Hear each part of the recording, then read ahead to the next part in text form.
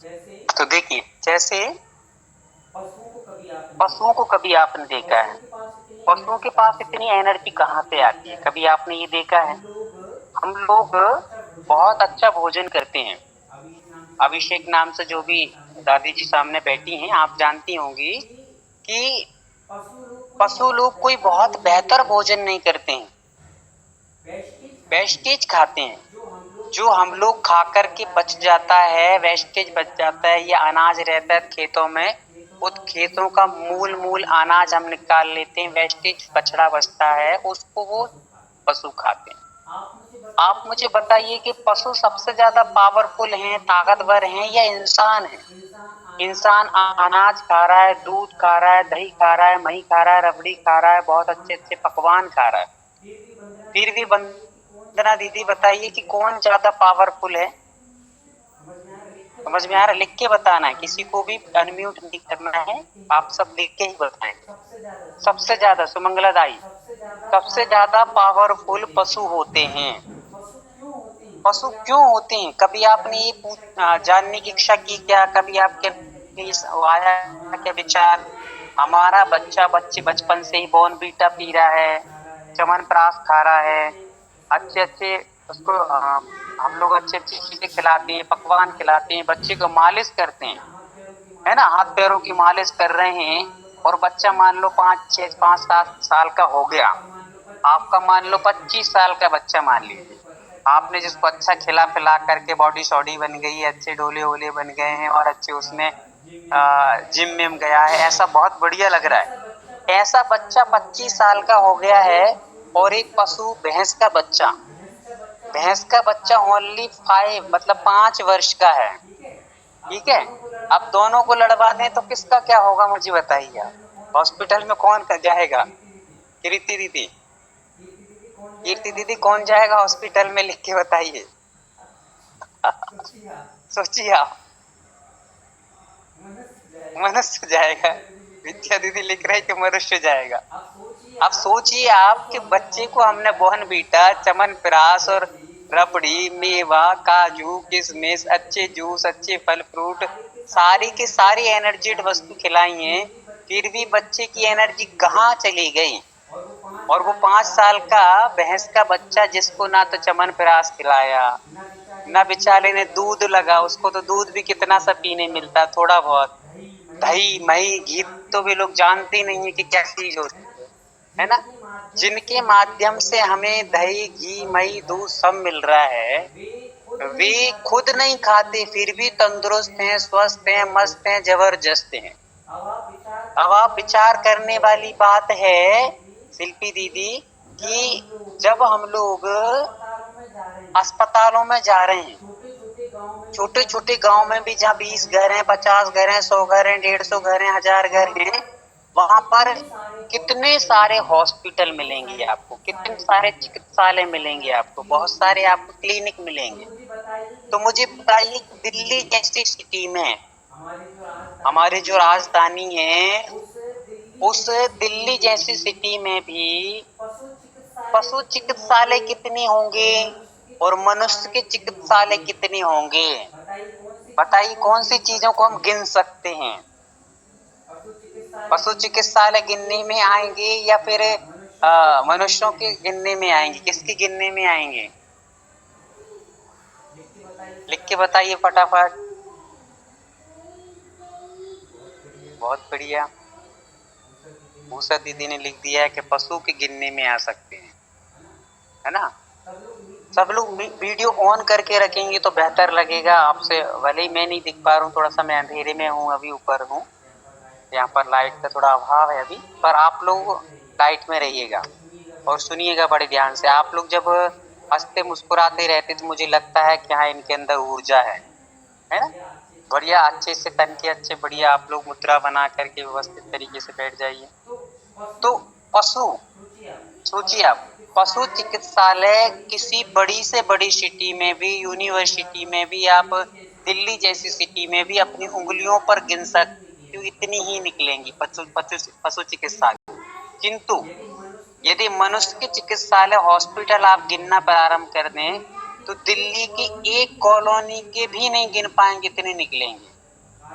आ रहा समझ में? अब आप सोचिए, ये पशु के पास ऐसी एनर्जी कहाँ से आ रही है? बड़ी से बड़ी सिटी में एक आध पशु चिकित्सालय मिलता है, एक आध दिखता है, दो दिखते होंगे, किंतु मनुष्य के चिकित्सालय गली गली में बने हुए हैं, है ना, गली गली में बने हुए हैं। और पशुओं के लिए डिब्बा भर भर के नहीं रखना पड़ता है, मनुष्य के डिब्बे अलग अलग भरे हैं कि ये छोटे पापा का डब्बा है, ये बड़े पापा का डब्बा है, ये बड़ी मम्मी का डब्बा है, ये छोटी मम्मी का डब्बा, ये सबके डब्बे अलग अलग बन गए। पहले तो सोने चांदी के डब्बे अलग अलग होते थे कि ये इनके श्रृंगार का साधन है, ये इनके श्रृंगार का उपकरण है, किंतु अब क्या टैबलेट दवाइयों के अलग अलग डब्बे बन गए हैं सबके।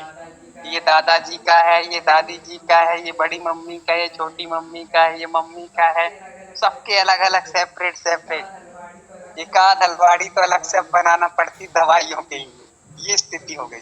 सोचिए आप, ये सब कहाँ से और कैसे हो रहा है? तो हम यही जान रहे हैं कि पशु जो होते हैं वो व्यवस्थित जीवन जी रहे हैं। उनका माइंड इतना पावरफुल होता है कि एकाग्रता से सारे काम करते हैं।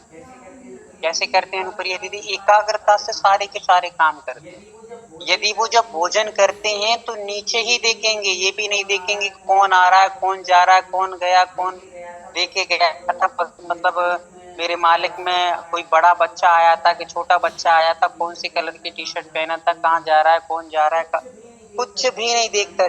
जब वो अपना भोजन करता है तो भोजन की ही ओर अपने पूरे फोकस करता है।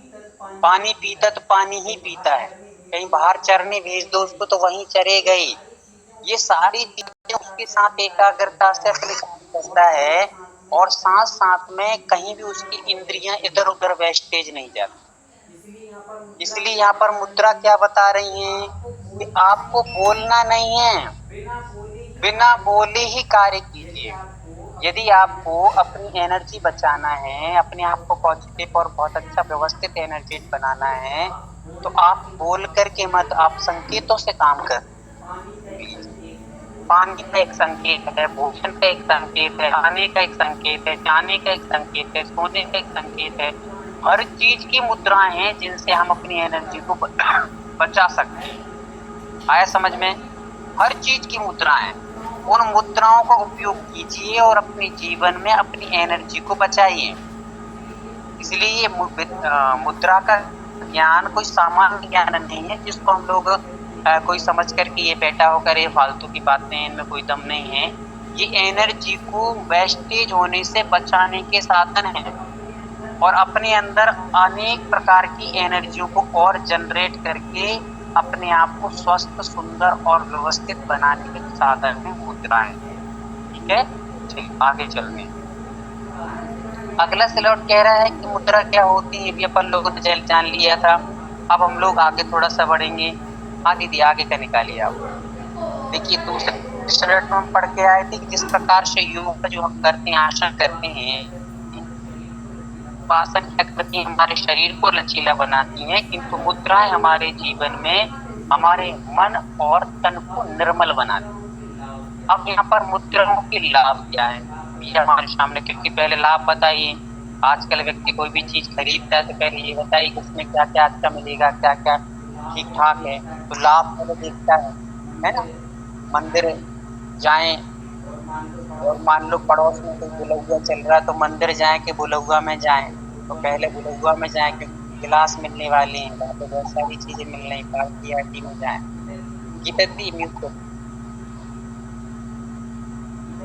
गीता दी आवाज आ रही हो तो आप म्यूट कर सकते हैं।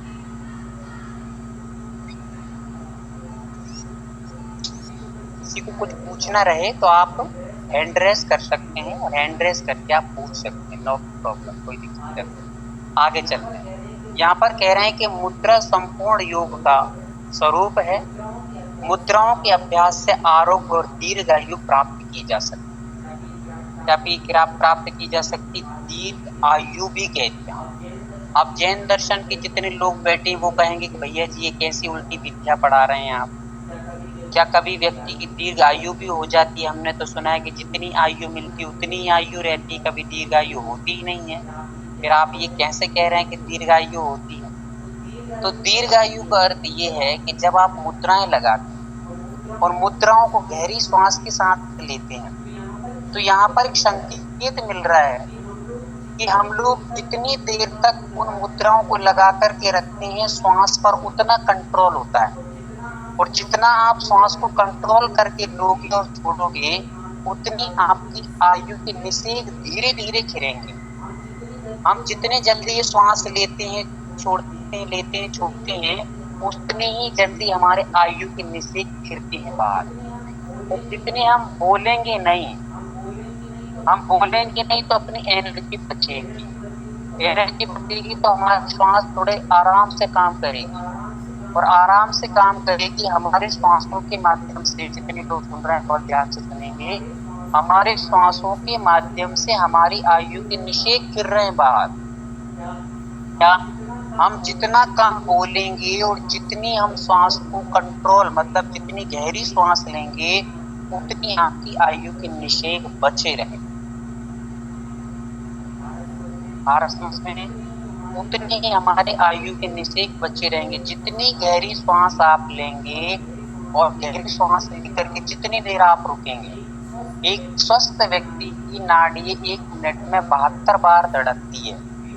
किंतु हम लोग जितने बैठे हैं, जितने भी क्लास में जुड़े हुए हैं, इनमें से किसी की भी 72 बार नहीं धड़कती होगी, बल्कि 140 बार धड़कती है। डबल धड़कती है। क्यों धड़कती है?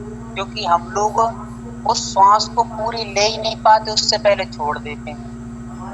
हमारी श्वास की धारा नाभि तक जाना चाहिए।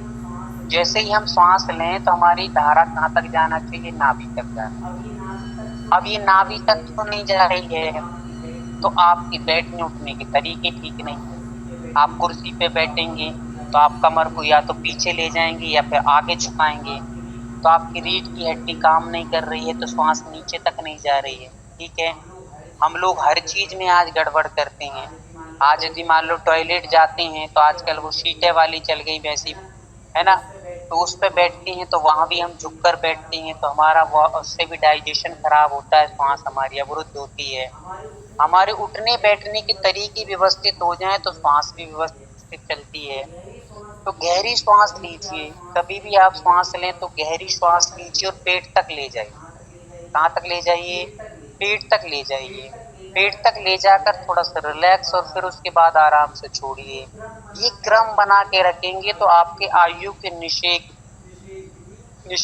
भी बहुत धीरे धीरे गिरेंगे, बाहर निकलेंगे, तो आपकी आयु जो एक्स्ट्रा कर रही है वो बच जाएगी और आराम से आप पूरी उम्र अच्छे से जी सकेंगे। ये यहाँ पर संकेत मिल रहे हैं, इसलिए यहाँ पर कह रहे हैं कि दीर्घ आयु मिलती है। दीर्घ आयु का अर्थ ये नहीं है कि भगवान से आपको 50 बोनस में मिल जाएगी, ये नहीं। आप जो आयु लेके आए उसको आप अच्छे से जी सकेंगे, स्वस्थ पूर्वक जी सकेंगे, दमा की बीमारियों से बच जाएंगे, ऐसे करके। चलिए आगे चलते हैं। मुद्राओं के माध्यम से कुंडलियां या ऊर्जा के स्रोत जागृत किए जा सकता है। अपनी कुंडलियां, कभी आपने नाम सुना हो? कितने लोगों ने कुंडलियों के नाम सुने? एक बार मुझे थोड़ा सा थम्स अप करके बताएंगे। एक जन पंकजा दीदी ने, विद्या दीदी, सारे लोगों ने कुंडलियां सुनी है। कुंडलियां मतलब कि हमारे जो शारीरिक केंद्र हैं, 7 केंद्र हैं, उनकी पूर्णतः शुद्धि हो जाने से जो ऊर्जा जागृत होती है उसको हम कुंडलियां कहते हैं। कुंडलियां जागृत होने से क्या होता है? संकेत मिलने लगते हैं। संकेत मतलब कि आज आप उठे ही हैं और आपको ऐसे संकेत, कुछ घटना दुर्घटना घटनी होगी, तो अनायास आपके अंदर से प्रेरणा ऐसी आने लगेगी, कुछ हो रहा है, कुछ होने वाला है या कुछ गड़बड़ होने वाला है आज। सुबह से ही आपको संकेत मिलने लगेंगे। आप किसी के पास गए हैं और पास में गए हैं तो उसके साथ कोई घटना दुर्घटना घटने वाली होगी, तो आपको उसके शरीर से संकेत मिल जाएंगे कि ये कुछ होने वाला है। आप अनायास ऐसे आपके अंदर से फीलिंग होने लगेगी कि कुछ ना कुछ घटना दुर्घटना होने वाली है, अच्छा होने वाला या बुरा होने वाला। सारे संकेत हमें सहजता से प्राप्त होने लगते कुंडलियां जब जागृत हो जाती। अगला पॉइंट है मन को सकारात्मक ऊर्जा का विकास होता है। मन में सकारात्मकताएं आने लगेंगी, बुरे विचार हमारे, जैसे ही वायु का प्रकोप बढ़ता है शरीर में, समझ लेंगे सभी। वात पित्त कफ ये 3 महादोष हैं, सभी जानते हैं, है ना गीता दीदी? 3 दोष हैं। ये 3 दोषों में से वात के माध्यम से, नोट कर लीजिए, वात के माध्यम से 75% रोग होते हैं। 75% रोग वात के माध्यम से 75% रोग होते हैं, और पित्त के माध्यम से 15% रोग होते हैं, कफ के माध्यम से 10% रोग होते हैं। सबसे ज्यादा रोग का कह रहे हैं किसके कारण? वात। वात मतलब हमारे अंदर जो वायु भरी हुई, आप जितनी जितनी अंदर कार्बन डाइऑक्साइड बढ़ती जाएगी, आपका विचारों पर अनकंट्रोल हो जाएगा। आप चाहे भी कि नीचे विचार ना करें, फिर भी विचार आएंगे, समझ में आ रहा है? अनकंट्रोल हो जाएगा, इसलिए उसको कहते हैं नकारात्मक विचार। और जैसे जैसे आप मुद्राएं लगाएंगे, मुद्राओं के माध्यम से, जैसे हमने भोजन किया और वचन में बैठ करके हमने पृथ्वी मुद्रा लगा ली। कौन सी मुद्रा? पृथ्वी मुद्रा लगा ली, तो आपको उस समय डाइजेस्ट होगा, भोजन पचने में आपको लाभ होंगे, और लाभ होंगे तो आपके अंदर जो एक्स्ट्रा वायु भरने वाली थी, वो वायु अनायास ही अपने व्यवस्थित तरीके से निकल जाएगी, पास हो जाएगी, ठीक है? एक्स्ट्रा नहीं बचेगी। एक्स्ट्रा नहीं बचेगी तो आपको सोचने विचारने की क्षमताएं बढ़ेंगी, आपकी निर्णय शक्ति बढ़ेगी, आपकी वैचारिक शक्ति बढ़ेगी, आपकी इच्छा शक्ति बढ़ेगी। अभी क्या हो रहा है, पल में इधर सोचते हैं, पल में उधर चले जाते हैं, पल में इधर सोचते हैं, पल में उधर सोचने लगते हैं। ये क्यों हो रहा है? क्योंकि बात का प्रकोप बढ़ा है। बात जैसे जैसे बात चंचल कही जाती है, बात कहती जाती है, वायु को क्या कहा है? चंचल कहा है। तो हमारे अंदर भी यदि चंचलता आ रही है, तो नियम से बना लीजिए कि बात का प्रकोप बढ़ रहा है। आप किसी चीज में यदि निर्णय नहीं ले पा रहे हैं, बार बार मन यहाँ वहां होता है, तो नोट कर लीजिए कि आपको वायु का प्रकोप बढ़, बात के कारण से आप निर्णय नहीं ले पा रहे हैं, ठीक है? इसलिए बात को कंट्रोल करने के लिए पृथ्वी मुद्रा भी आएंगी, सारी मुद्राएं वो भी बताई जाएंगी। अब आगे चलिए। शरीर में कहीं भी यदि ऊर्जा में अवरोध, चलिए अगला पढ़ लेते हैं। तो अभी उसमें लिख रहे थे कहीं भी अवरोध होगा, मतलब कहीं भी सर्कुलेशन रुका होगा, यदि आपके शरीर में कहीं भी ब्लड सर्कुलेशन रुका होगा, देखिए लिखा है कि शरीर में कहीं भी यदि ऊर्जा में अवरोध उत्पन्न हो रहा है, तो मुद्राओं से वह दूर हो जाता है और शरीर एकदम हल्का हो जाता है। जैसे जैसे आपके वायु बढ़ेगी, वैसे वैसे आपका शरीर भारी होगा, और भारी होने से आपको उठने में, बैठने में, लेटने में, क्रियाएं करने में आलस तो आएगा ही आएगा, साथ में उठने बैठने में बहुत दिक्कतें होने वाली। ये वायु शरीर को बहुत फुलो देता है, फुला के वजन बढ़ाता है। वजन बढ़ने से व्यक्ति उठना बैठना, दूसरे का सहारा लेकर बैठ रहे हैं तो घंटा में बैठ पा रहे हैं, उठ रहे हैं तो बड़े दम लगा के उठ रहे हैं। न बैठने लायक रहे, न उठने लायक रहे, न लेटने लायक रहे, किस लायक रहे? नालायक रहे, कोई लायक नहीं है। क्या कहा? कोई लायक नहीं है, इसलिए अब तो नालायक हो गए। इसलिए नालायक ना बने, उससे पहले अपन को ये संकेतों को समझ लेना। अगला वाला दीप निकालिए। अगले स्लॉट को हम लोग देखेंगे कि यहाँ पे कुछ संकेत बताए जा रहे हैं। ये 5 उंगलियों को आपको नाम कल बताए गए थे, आपने शायद नोट कर लिए होंगे, याद भी कर लिए होंगे। अंगुष्ठ को हम अंगुष्ठ ही कहते हैं, और उसको अंग्रेजी में थंब कहते हैं। फिर हम लोग उसके बाजू में जो दूसरे नंबर पे उंगली दिख रही है, उसको कहते हैं तर्जनी। जब भी कभी तर्जना, कभी किसी को डांटना होता है, तर्जना देना होता है, तो चुटकी बजा करके हम जब भी दिखाते हैं तो ये तर्जनी सबसे आगे आता है, डांटने का काम, इसलिए उसका नाम है तर्जना। किसी को तर्जना देना, डांटना, ये काम करती है, इसलिए कहते हैं तर्जनी उंगली, है ना? जिसको इंडेक्स फिंगर भी अंग्रेजी में कह दिया जाता है। तीसरे नंबर की जो बीच में है, सबसे बड़ी है, आकाश आपको दिखाई दे रहा है इतना बड़ा, इसलिए जैसे आकाश बहुत विशाल है। अभी एक एक चीज का संकेत भी समझेंगे हम लोग कि अंगूठा क्या संकेत लेके आता है घर में, और कनिष्ठा क्या संकेत लेके आती है, वायु आकाश क्या संकेत लेके आता है, किसको माँ के समान कहा है, किसको पिता के समान कहा है, किसको बच्चे के समान कहा है, ये सारी चीजें आगे समझेंगे। तो अंगुष्ठ सबसे बड़ा है, इसलिए उसको आकाश तत्व में हमने रख दिया, आकाश तत्व, ठीक है। इसको मिडिल फिंगर भी कह देते हैं। फिर आ गई है चौथे नंबर पे लिखी है अनामिका। अनामिका एक एक हिंदी में यदि आप देखेंगे डिक्शनरी में तो अनामिका मतलब होता है अंगूठी, है ना। तो जब भी कभी शादी विवाह संपन्न होते हैं तो इसी में अंगूठी पहनाई जाती है, इसलिए इसका नाम क्या रख दिया है अंग्रेजी में, इसको रिंग फिंगर कह देते हैं, ठीक है।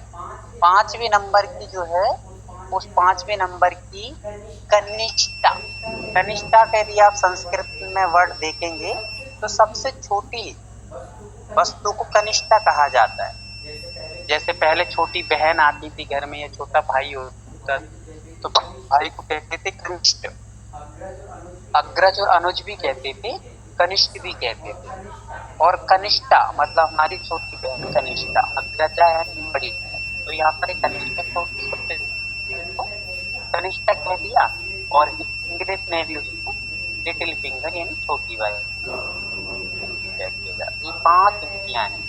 अब ये क्या कह रही हैं, अंगुलियों के पांचों वर्ग से अलग विद्युत धारा देती है। ये पांचों ही उंगलियां अलग अलग धाराएं प्रवाहित करती हैं, अभी आगे चल के आपको बताया जाएगा। इसलिए मुद्रा विज्ञान में जब उंगलियों का रोगानुसार आपसी स्पर्श करते हैं तब रुकी हुई असंतुलित विद्युत बहकर शरीर की शक्ति को पुनः जगा देती है। क्या कर देती है, जगा देती है।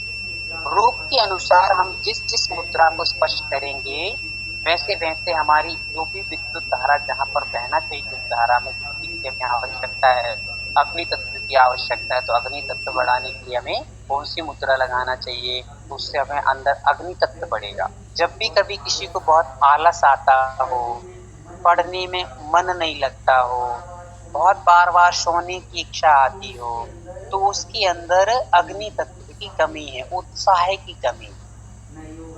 न योगा में मन, अरे हमें नहीं करना योगा होगा, कुछ नहीं करना है, बस पड़े रहना है, सोना है, ज्यादा आलस आता है, किसी काम में मन नहीं लगता, तो इसका अर्थ है कि अग्नि तत्व, अग्नि तत्व उत्साह उमंग को बढ़ाता है, लक्ष्य के प्रति व्यक्ति को जागृत करता है। अभी आगे चल के अपन इन चीजों को समझेंगे, ठीक है। और हमारा शरीर निरोग होने लगता है, ये अद्भुत मुद्राएं तुरंत असर दिखाना शुरू कर देती। आप एक दिन में कम से कम यदि 45 मिनट मुद्रा भी बताएंगे आगे चल करके, अगला स्लॉट निकाल लीजिए, इसमें बताया जाएगा कि आपको कितनी देर मुद्राएं लगाने से क्या लाभ होते हैं। अगला स्लॉट पर अपन देखते हैं। अब ये 5 उंगलियां आप देख रहे हैं, 5 उंगलियों में लिखा हुआ है, अंगुष्ठ दिख रहा है, अंगुष्ठ में लिखा हुआ है अग्नि तत्व। ये अंगुष्ठ कौन सा तत्व है, अग्नि तत्व है, आपको शायद दिख रहे होंगे सभी। तर्जनी में वायु तत्व है, अंगुष्ठ में कौन सा तत्व माना जाता है, अग्नि तत्व माना जाता है। ये अग्नि तत्व को बढ़ाता घटाता है। वैसे ही तर्जनी वायु तत्व का प्रतीक है, यहाँ पर वायु का घटना बढ़ना होता है। इसको जब हम मुद्राओं के माध्यम से इससे वायु को कंट्रोल कर सकते हैं, या इससे वायु दबाएंगे तो वायु कंट्रोल होता है। फिर मध्यमा उंगली, इसमें लिखा आकाश तत्व। आकाश तत्व हमारे पेट से संबंधित ज्यादा रखता है, उसको हम आगे समझेंगे। तो ये आकाश तत्व का प्रतीक है। आकाश तत्व जब अधिक हो जाता है तो हम अंगुष्ठ से अपनी मिडिल फिंगर को मिलाएंगे तो हमारा आकाश तत्व संतुलित होगा, कम नहीं होगा, संतुलित होगा। फिर अनामिका उंगली, अनामिका उंगली में पृथ्वी तत्व माना गया है, इसमें थोड़ा सा आगे पीछे हो गया है, आप इसको अनामिका की जगह पृथ्वी हो जाएगा यहाँ पे। तो अनामिका में पृथ्वी तत्व माना गया है।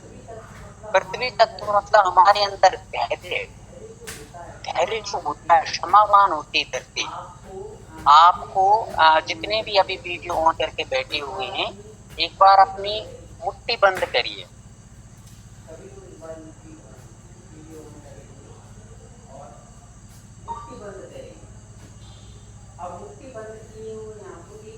बंद किए हुए हैं आप लोग, एक ही हाथ, कोई भी राइट हैंड या लेफ्ट हैंड की मुट्ठी बंद करते हुए और मुट्ठी बंद करें। अब हम लोग अपनी तर्जनी उंगलियों को ऊपर उठाएं, अकेली तर्जनी, एक ही हाथ की बना लीजिए मुट्ठी, तर्जनी उंगली को ऊपर उठाइए, उठा ली ना आपने, कोई दिक्कत नहीं आई आपको।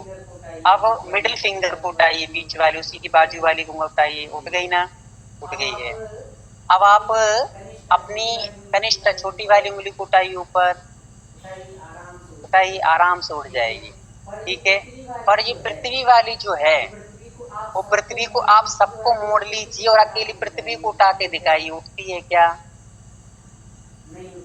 नहीं उठेगी। जब आप बहुत तेजी से पकड़ेंगे दबाकर तीन उंगलियों को, तब वो थोड़ी उठेगी। आप सामान्य जैसे आप तर्जनी को उठ पा रहे हैं, आप मध्यम उंगली को बिना किसी दबाव को उठा पा रहे हैं, सहजता से अकेली अकेली उठेंगे। किंतु आपकी जो रिंग फिंगर है, वो रिंग फिंगर जब तक आप शेष उंगलियों को बड़ी तेजी से टाइट अंगूठे के माध्यम से नहीं पकड़ेंगे, तब तक वो अकेली नहीं उठ सकती, ठीक है।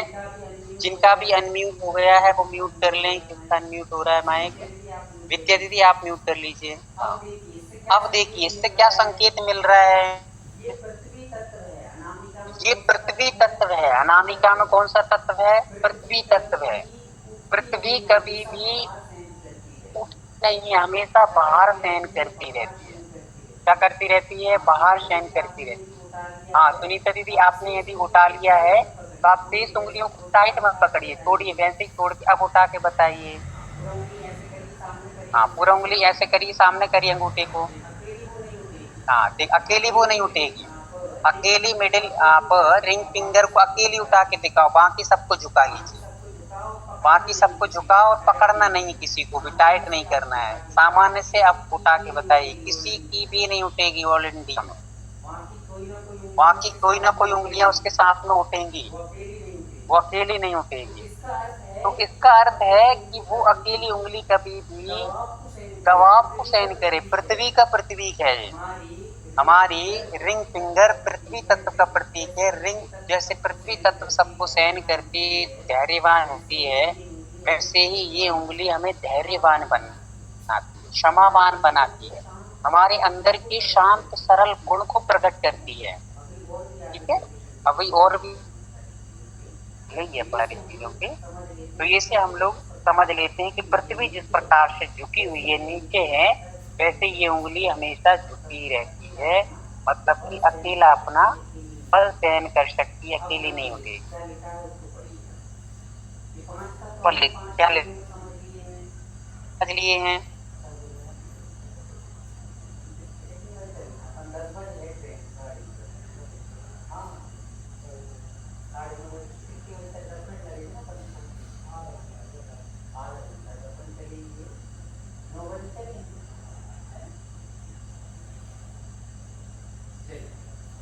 चलिए, तो अब अपन को यहाँ लिखा हुआ है, ध्यान से सुनेंगे।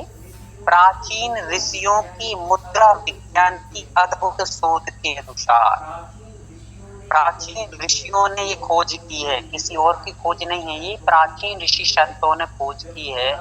जब भी आप आशीर्वाद की मुद्रा, कभी उपाध्याय परमेष्टि की मुद्रा देखेंगे, तो वो ऐसी एक उंगली उठाकर ज्ञान मुद्रा की अवस्था में बैठे दिखेंगे आपको। तो प्राचीन जो ऋषि साधु संत होते थे, उनकी ये मुद्राओं की एक संकेत हैं। तो क्या कह रहे हैं ये? शोध के अनुसार 5 तत्वों के प्रतीक हमारी उंगलियों को परस्पर मिलाने से, क्या करने से? परस्पर मिलाने से, पहला संकेत।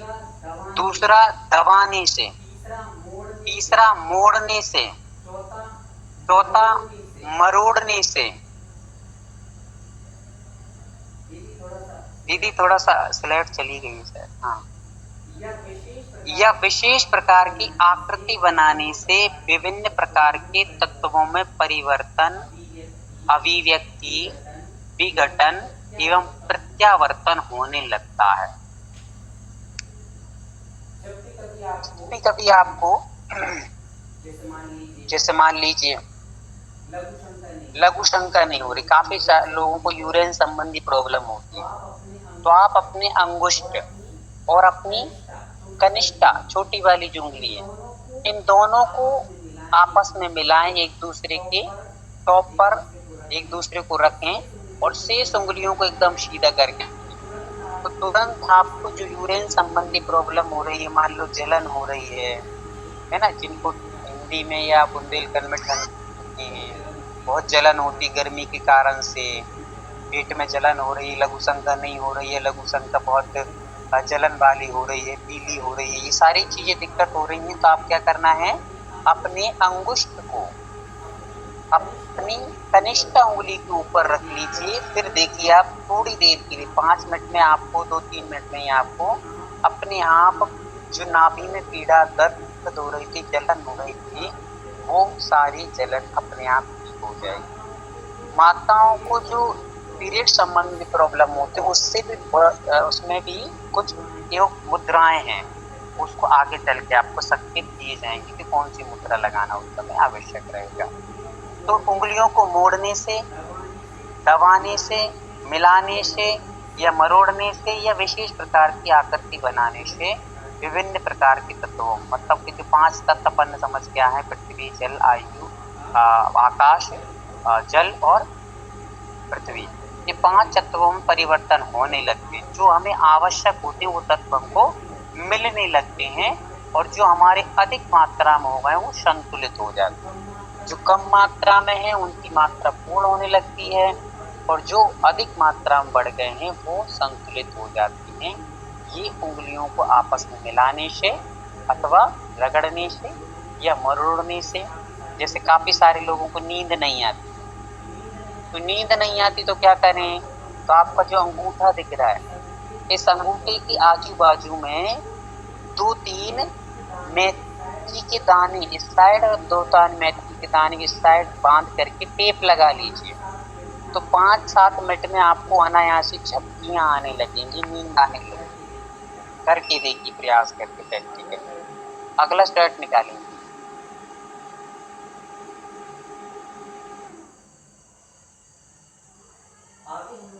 आगे हम लोग समझेंगे मुद्राओं से संबंधित कुछ विशेष जानकारियां। ये विशेष जानकारियों को आप बहुत अच्छे से समझना, क्योंकि यहीं पर सारी की सारी नियमावली बताई जाएगी कि क्या हानि हो सकती है, क्या लाभ हो सकता है, कितनी देर हमें करना चाहिए, कितनी देर हमें नहीं करना चाहिए। देखिए, पहला है किसी भी अंगुली के अग्रभाग को अंगूठे के अग्रभाग से मिलाते हैं तो उस अंगुली से संबंधित तत्व में विकृति सम हो जाती है। नियम याद रखिए, क्या नियम बता रहे हैं यहाँ पर कि किसी भी उंगली, कोई भी उंगली ले लीजिए आप, अंगूठे की बात नहीं चल रही है, कोई भी उंगली ले लीजिए आप, या तर्जनी ले लीजिए, मध्यमा ले लीजिए, कनिष्ठा ले लीजिए या फिर अपनी अनामिका ले लीजिए। इन 4 उंगलियों को इनके अग्रभाग पर अंगूठे के अग्रभाग मिलाने से, तर्जनी है आपकी, उसको यदि आपने अंगूठे के अग्रभाग पर रख लिया, ठीक है, मिलाते हैं तो उस अंगुली से संबंधित तत्व में विकृति सम हो जाती है। तर्जनी उंगली में कौन सा तत्व है, फटाफट लिख के बताएंगे। तर्जनी उंगली में कौन सा तत्व है, फटाफट लिखेंगे। तर्जनी उंगली में कौन सा तत्व समाहित है, एक्टिव रहेंगी सभी लोग लिख करके, वायु तत्व। बहुत सुंदर, बहुत सुंदर, बहुत बढ़िया, हाँ, बहुत अच्छा। अब यहाँ देखिए, बहुत बढ़िया, यही ऐसे आप एक्टिव बने रहें। तो वायु तत्व है किसमें, अनामिका में।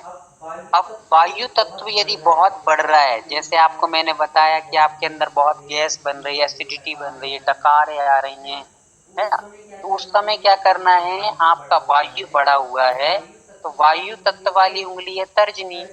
तर्जनी उंगली को आप अंगूठे के बीच में रख दीजिए, मतलब कि अंगूठे के ऊपर मिडिल में जो फिंगर है उसको मिला लीजिए, तर्जनी उंगली को अंगूठे से लगा लीजिए, अंगूठे का टॉप और तर्जनी उंगली का टॉप दोनों को आपस में मिला लीजिए तो ये आपकी जैसे ही मिलाएंगे तो हाँ बहुत बढ़िया, बहुत सुंदर। तो इससे क्या होगा, टॉप को मिलाना है, ऐसे दबाना नहीं है। ये बहुत ध्यान से समझेंगे, दबाना किसी को भी नहीं है। अभी आगे चल के बताएंगे कि दबाने से कुछ नहीं होता है। आपको बस हल्के से रखना है, एकदम स्पर्श कराना है, और दोनों की टॉप आपस में मिलना चाहिए। ये ऐसे मिल रहे हैं, चिपक रहे हैं, ऐसी नहीं, दोनों की टॉप आपस में मिलना चाहिए। एक दूसरे के जो टॉप हैं, एक ऊपर का जो हिस्सा है, चोटी का हिस्सा, वो दोनों आपस में मिल जाते हैं तो बन गई ये हमारी ज्ञान मुद्रा। और ये ज्ञान मुद्रा ही हमारे लिए कह रहे हैं कि वायु तत्व को कम कर देगी। क्या कर देगी? वायु को कम कर देगी, आपके डाइजेशन, हाँ मतलब कि डकार बहुत ज्यादा आ रही है, एसिडिटी बन रही है, गैस बन रही है, तो उस समय आप ये लगा करके बैठना है कुछ देर। अब कितनी देर बैठना है वो भी बता रहे हैं, आगे समझिए। पहला संकेत आपने समझ लिया कि कोई भी अंगुली, यदि अंगुली उस कोई भी अंगुली हो, उस उंगली को यदि अंगूठे के टॉप पे लगाओगे तो उस अंगुली संबंधी तत्व की जो विकृति है वो समान हो जाएगी। नियम पहला क्या है कि अंगूठे के ऊपर रखना है। अभी अंगूठा नहीं रखना है किसी पर, अंगूठा रखेंगे किसी पर तो वो अलग विषय बनेगा। अभी हम अपने तत्वों को कम करना है, विकृत हो रहे हैं, बहुत ज्यादा बढ़ रहे हैं, वायु बढ़ रही है, तो वायु किस तत्व, कौन सी उंगली में है? हमारे अंदर कनिष्ठा में है, तर्जनी में है, तो तर्जनी को अंगूठे के टॉप पर रख दीजिए, तो हो गया वायु कंट्रोल। आकाश तत्व बढ़ रहा है तो आकाश तत्व की उंगली को मोड़िए और अपने अंगूठे के टॉप पर रख दीजिए। आकाश के टॉप को, मतलब कि अपनी मिडिल फिंगर की टॉप को अपने थंब के टॉप पर रख दीजिए। तो ये हमारे बाकी तीन उंगलियां एकदम सीधी रहना चाहिए, एकदम सीधी, मतलब कि जिसकी जितनी हो उतनी रखिएगा। ऐसे नहीं कि आप लोग जबरदस्ती बांध करके रस्सी से बांध लो कि नहीं वो सीधी नहीं हो रही तो रस्सी से बांध लो, ऐसा नहीं करना है। जितनी आपसे हो जाए उतनी करिएगा, बाकी उंगलियों को सीधा रखिएगा और टॉप को। तो ये हमारा आकाश तत्व क्या हो गया, सम हो जाएगा, समान हो जाएगा, ना लगेगा। फिर यदि हमारी पृथ्वी तत्व कम हो रहा है, हमारे अंदर धैर्य कम हो रहा है, क्षमता कम हो रही है, क्रोध आ रहा है बहुत ज्यादा, उस समय हम रोक नहीं पा रहे हैं, तो आप क्या करिएगा, अपनी अनामिका, जिसको हम लोगों ने कहा है रिंग फिंगर, उस रिंग फिंगर के टॉप को अपने थंब के टॉप पर लगा लीजिए, अंगूठे के टॉप पर लगा लीजिए। तो ये हमारी क्या हो गई है, अपनी पृथ्वी तत्व जो असंतुलित हो गई थी, घट गई थी या बढ़ रही थी, तो उसको समान कर देगा। फिर यदि हमारे जल तत्व की कमी हो रही है, कम हो रहा है, यदि मान लीजिए प्यास लग रही है, कहीं आप जा रहे हैं, पानी की व्यवस्था नहीं हो पाई, गला बहुत ज्यादा सूख रहा है, लघुपन पेट में जलन पड़ रही है, तो ऐसी स्थिति में आप क्या करना है, आपकी जो छोटी वाली कनिष्ठ उंगली है, जिसको अपन लोगों ने लिटिल फिंगर कहा, लिटिल फिंगर के टॉप को आपको कहाँ रख देना है, अंगुष्ठ के टॉप पर लगा देना है। तो आपका क्या हो जाएगा, जल तत्व की जो असमानता हो गई थी वो संतुलित हो जाएगी, बैलेंस हो जाएगी। इन चारों तत्वों को बैलेंस करने के लिए हमें अंगुष्ठ के ऊपर अग्रभाग पर इन उंगलियों को लगा देना है, तो ये अपने अपने तत्वों को समान कर देगा। अंगूठा, अंगुष्ठ एक अग्नि है, अग्नि समान कर देता है सबको। जैसे मान लीजिए किस चीज को अपन को पकाना है तो ये पका करके व्यवस्थित बना देता है, उसको स्वादिष्ट बना देता है, उसको खाने के योग्य बना देता है अग्नि। वैसे ये अग्नि तत्व का धारक अंगूठा हमारे शेष तत्वों को व्यवस्थित कर देता है, विकृत नहीं होने देता है, उपयोगी बना देता है। असंतुलित हो रहे थे उसको संतुलित कर देता है, बैलेंस कर देता है। ठीक है, समझ में आ गया पहला पॉइंट अपना? कितने लोगों को समझ में आ गया, एक बार हैंड रेस करेंगे, बहुत सुंदर। हाँ, अभी हमारा संकेत है अंगुष्ठ के ऊपर शेष चार उंगलियों को लगा, अभी अंगुष्ठ को नहीं लगाना है। हाँ, किसी की कोई जिज्ञासा हो तो आप 10 मिनट पूछ सकते हैं, क्योंकि आज के विषय अपना इतना ही रहेगा। अपन बाकी की चलेंगे। सिर दर्द हो रहा हो तो क्या करना?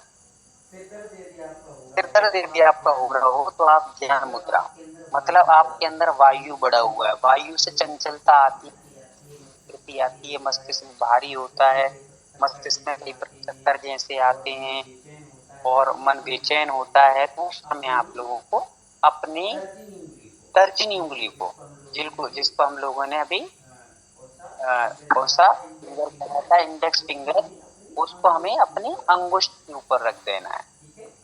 ठीक है, इंद्र दीदी आप ना प्रश्न, आप हाथ ऊपर कर लीजिए, थोड़ा हाथ ऊपर कर लीजिए, अपना वीडियो के सामने दिखना दिखे, और आपको अपने अंगुष्ठ जो है, थंब है, थंब के टॉप पर, हाँ बहुत बढ़िया, टॉप पर लगाइए, टॉप पर बिल्कुल बस मिलना चाहिए, ऐसा एकदम छोटे से रखना है, बहुत तेजी से दबा के नहीं रखना, दबाने से लाभ हो जाता है, नहीं दबाने से नहीं होगा, आपको बस स्पर्श कराना है उसका, उन दोनों का स्पर्श होता रहे, बस इतना पर्याप्त है। और थोड़ी देर के लिए आप दोनों उंगलियों से लगाइए, मुद्राएं दोनों उंगलियों से करना चाहिए, अभी एक नियम आएगा आगे चल के, दोनों हाथों की उंगलियों से करना चाहिए, पहली बात। दूसरी बात, अपनी हथेलियों को ऊपर करके रखना है, ऐसे नहीं कि नीचे कर लिया, आपकी हथेलियां आकाश की ओर हों, और आप बढ़िया गहरी श्वास 5-10 बार श्वास लीजिए। इंदिरा दीदी म्यूट कर लीजिए, 5-10 आप गहरी, अब भी आपका सिर दर्द ठीक हो जाएगा। गहरी श्वास अच्छी, बिल्कुल रिलैक्स होकर गहरी श्वास लीजिए, मुद्रा लगाकर, तो आपका जो सिर दर्द हो रहा है वो 5 मिनट में एकदम रिलैक्स हो जाएगा। देखिए कुछ करके प्रैक्टिकली करके देख सकते हैं आप। चलिए, और किसी कोई जिज्ञासा हो कर वो करेंगे, एड्रेस करेंगे, और फिर उसके बाद पूछेंगे, बाकी सारी चीजें आगे आगे अभी मुद्राओं के माध्यम से सब चीजें बताई जाएंगी कि सिर दर्द के लिए कौन सी मुद्रा है, पैर दर्द के लिए, कमर दर्द के लिए, चक्कर के लिए, उल्टी के लिए, बीपी के लिए, शुगर के लिए। कुछ अभी थर्ड लेवल का कोर्स आएगा, अभी फर्स्ट अपना ये फर्स्ट लेवल, फिर कल से हम लोग, कल या परसों से हम लोग पढ़ेंगे सेकंड लेवल का।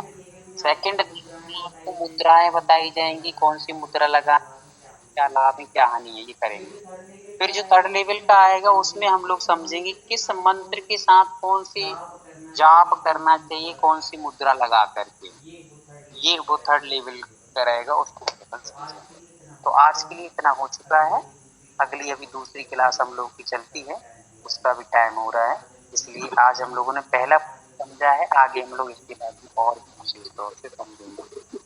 भैया जी एक प्रश्न पूछना था। भैया जी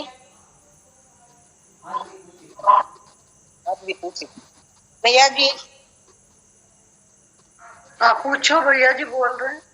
ये आपने बताया था मंदिर में ऑरा एक्टिवेट करते हैं, वो थोड़ा सा नहीं समझ में आया था उस दिन, तो उसका वीडियो भी नहीं आया, तो वो थोड़ा सा समझा दें।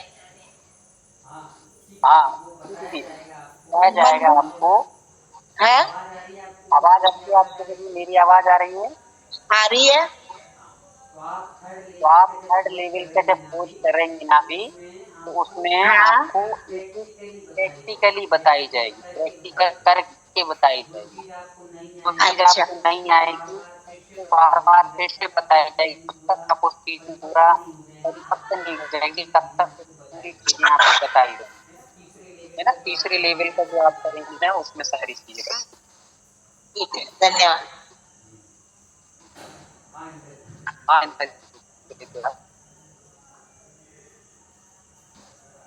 वरना भैया जी पाँव में क्रैम्प्स आते हैं, तो उस वक्त कौन सा तत्व पड़ता है? हाँ, क्रैम्प्स जो आ रहे हैं, क्रैम्प्स भी अधिकतर वायु के कारण, मैंने बताया ना आपसे कि वायु के कारण पैर में भारीपन आना, पैर में सूजन आना, स्वेलिंग जिसको कहते हैं अपन लोग, है ना, ये चट चट की आवाजें आना, और काफी सारी ये स्थिति बन जाती है, सब गैस के कारण हो रही हैं।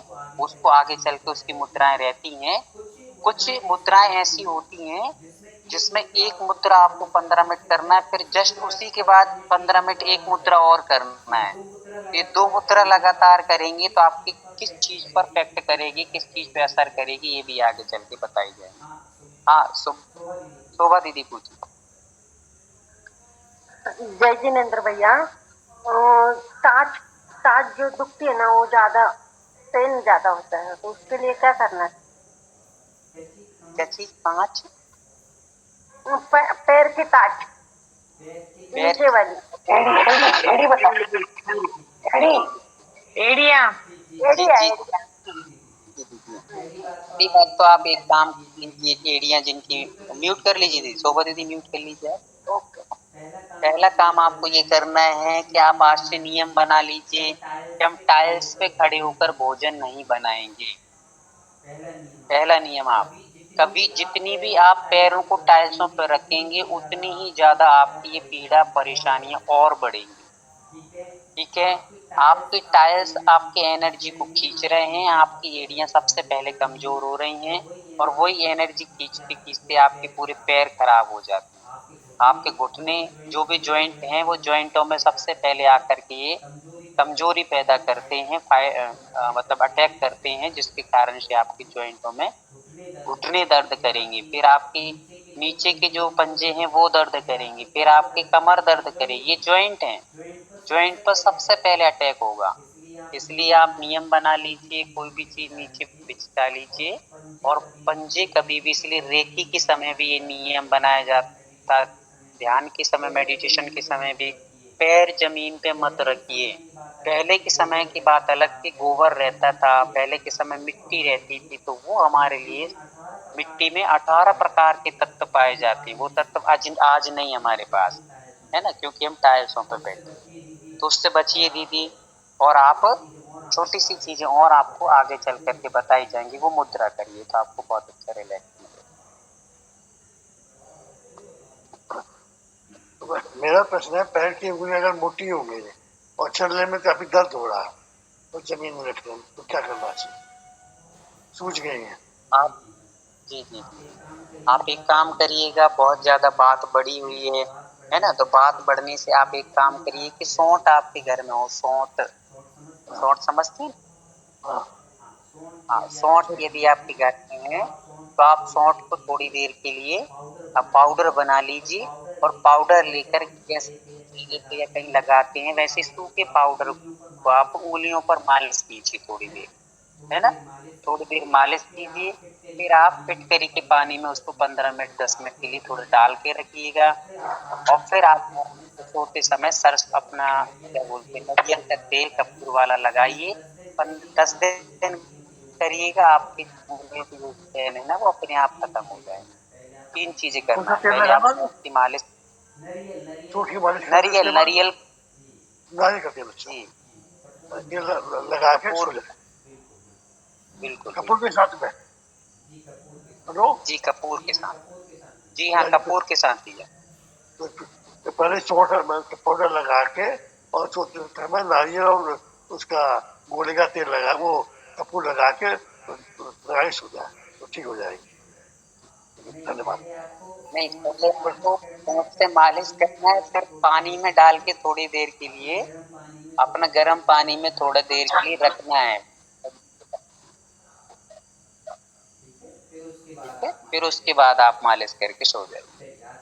चलिए, आज के लिए इतना पर्याप्त है, और फिर कल अपन बैठेंगे, तब आपको जो भी प्रश्न हो आप लोग ग्रुप में या अलग से लिख कर के भेज सकते हैं, तो आपकी वहाँ पर भी जानकारी आपको प्राप्त होती जाएंगी। वैसे भी अभी तो आगे आगे चल कर जो भी समझेंगे ना, मतलब मुद्राओं को, तो उनसे आपकी काफी सारी जिज्ञासा अपने आप समाधान हो जाएंगे। आज के लिए इतना पर्याप्त है। सभी को बहुत अच्छे से जय जिनेंद्र और द्वादशांजलि पाठ। जय जिनेंद्र। जय जिनेंद्र। वंदना भैया जी, सभी को जय जिनेंद्र। जय जिनेंद्र। वंदना भैया जी, सभी को जय जी। वंदना भैया जी। वंदना भैया जी, वंदना आभार भैया जी, सभी को जय जिनेंद्र। सभी को जय जिनेंद्र। जय जिनेंद्र। धन्यवाद भैया। बहुत बहुत धन्यवाद।